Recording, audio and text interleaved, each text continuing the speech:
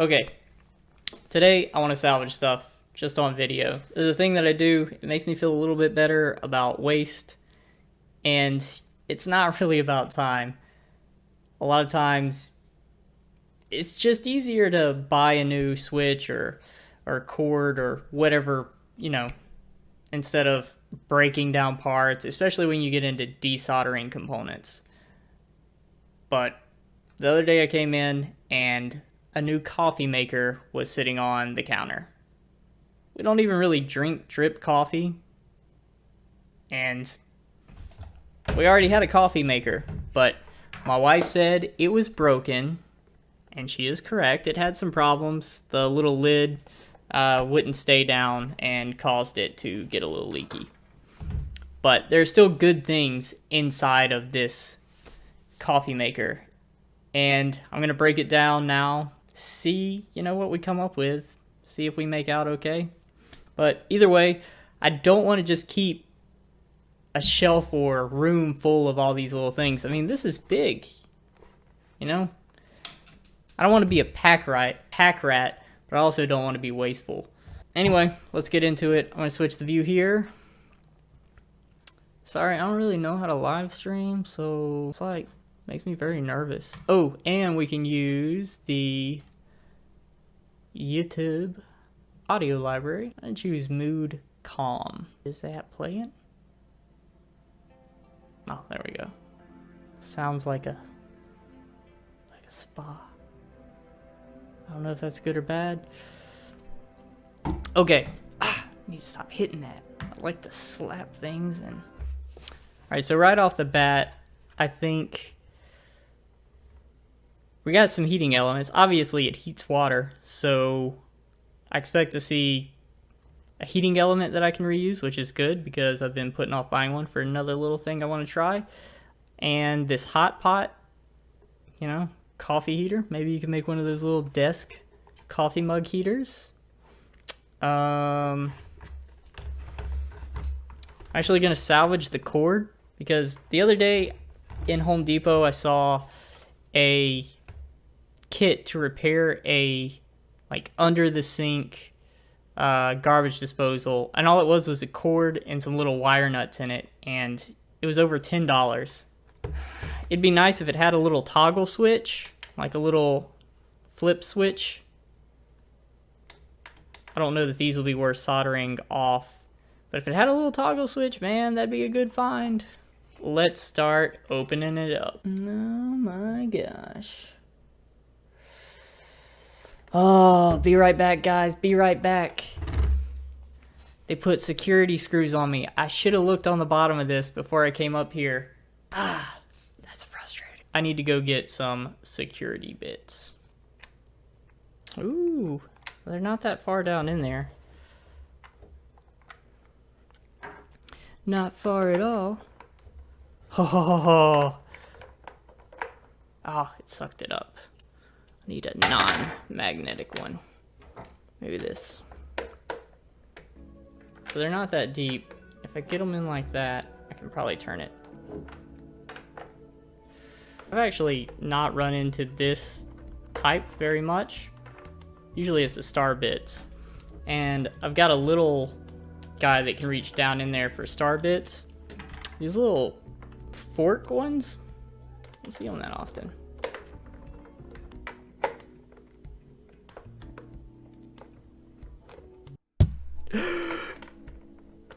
Don't you dare. Oh yeah, this one's not deep. Oh, thank God.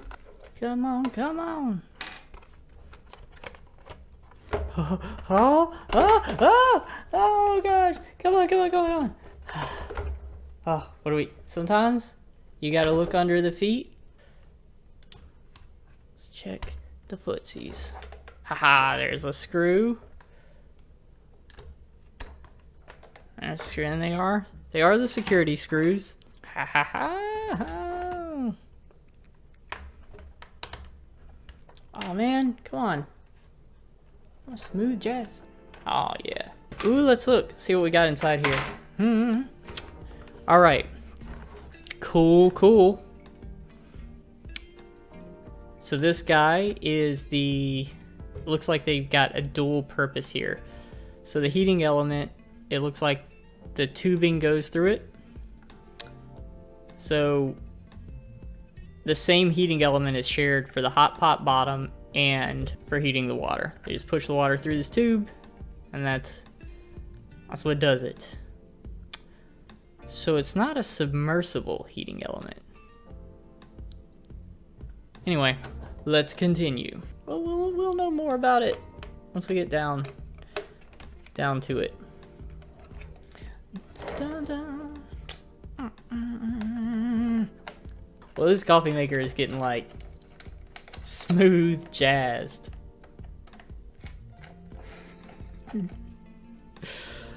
Good grief. Little cable tie. Make sure that your coffee pot is not still plugged in. I know it goes without saying, but you know, sometimes you need to say it. Let's get that out of the way. Let me go get a pair of pliers. Ah, don't kick me. Sorry. Oh. Man, knocking everything over. Sorry, it just startles me. If anybody ever wonders why it looks like you're so incompetent when you do these in videos or streaming, it's because of the angle you have to sit with the tripod. It just makes it hard.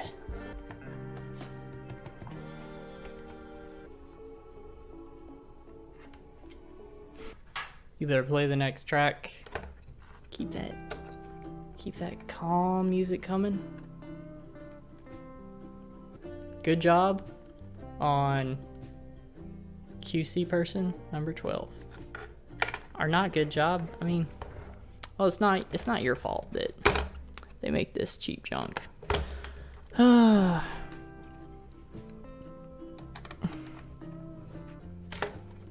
So another good thing about salvaging parts is that it teaches you about the way that products are constructed.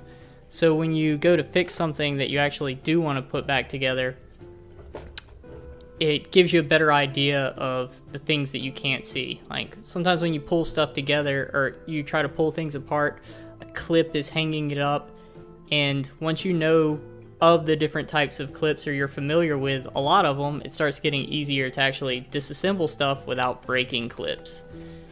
If you ever worked on cars and you've dealt with those retainer clips, you know what I'm talking about. It looks like this power cord is soldered in. So I'm just gonna go ahead and cut it now, get it out of the way. So there is our first salvage component. I don't know how long we are into it. There are some electrical components in here. This is a little speaker for the beep, you know, beep, I'm done. This is a relay, which that could actually be pretty useful. That might be worth saving. It can switch 12 amps AC. That's pretty cool. 12 amp. Ooh, miss this. And that's the relay for switching the heating element, because it's going to take a lot of power. It's a little clip here. Take that one. There's a little tab that you press down on these connectors right here, and then you can just pull them out. That's one of the things that you learn about disassembling stuff. You just pull on that until the wire breaks and then lose the crimp. You could cut it, but if you can keep this connector, the next thing that you go to connect it to might have these little tabs, and you can just use that. Or you could desolder those and then keep those. I do think that I want that relay because they're pretty useful, and that little speaker.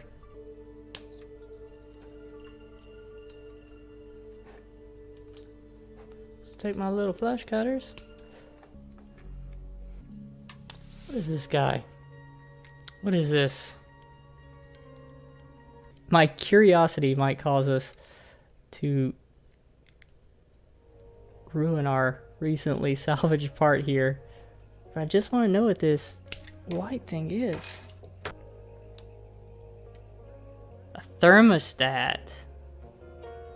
So it's a KSD 303 thermostat. Okay. Cool. Okay. Okay. Got all kinds of techniques, depending on what works or not. Oh, let me get my hands. Store my hands in the dragon pose. This pad right here that it's coming off of. Yeah. This pad right here sucks up the heat. Alright, onto the braid.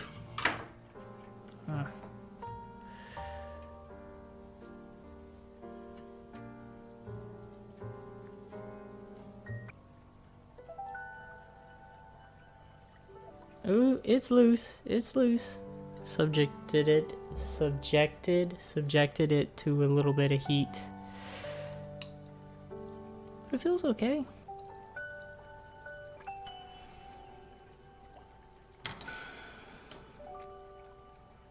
Ha ha ha ha. Yeah, it's a little warm. I kind of want the beeper now, if I'm being honest. You might be thinking, what are you gonna do with this junk? I already even have plans. If it wasn't so late already, I would be hooking it up. Honestly, if I end up staying up, I might do it anyway. All through, or did I just melt it? Holding this one on here a little long.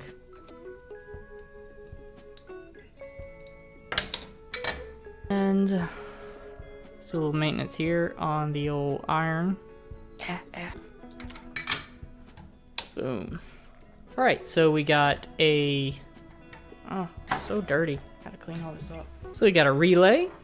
We got a speaker. We got a water heater. That's pretty cool. A thermostat. That's pretty cool. And little clamps.